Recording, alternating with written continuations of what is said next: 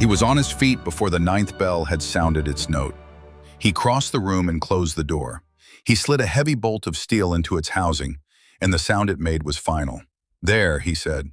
A sweat had bloomed on his brow, and he breathed out the word, "We're good."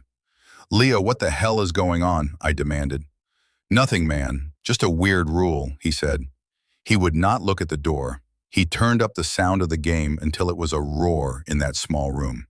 But I did not see the game. I saw only the bolted door, and I felt a coldness take root in my gut. The house was quiet again, but it was not the same quiet. This was a listening quiet, a waiting quiet. And in the dark heart of that house, something waited, and we were locked in that room and waiting with it. An hour passed, and there was no sound from the house. The fear went out of Leo slowly, and he played the game with a feigned calm that did not sit right on him. We played on in that silence, and a vexation grew in me at the foolishness of it all.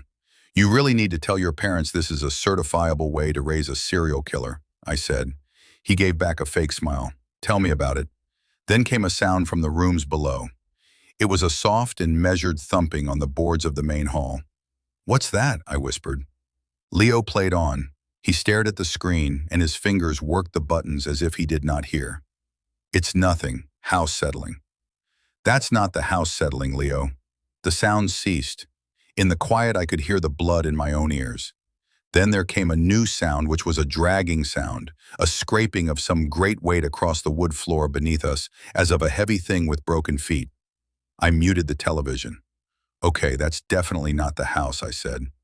Leo set the controller down upon the carpet. His face was pale in the shifting light of the screen.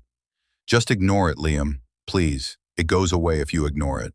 "What? What is it? What goes away?" Before he could answer, it spoke. The voice came from the hallway, faint at first, on the other side of our door. "Leo, honey." I did not move. The voice was his mother's voice. "Leo, sweetheart, your father and I came home early. I brought you boys some warm cookies.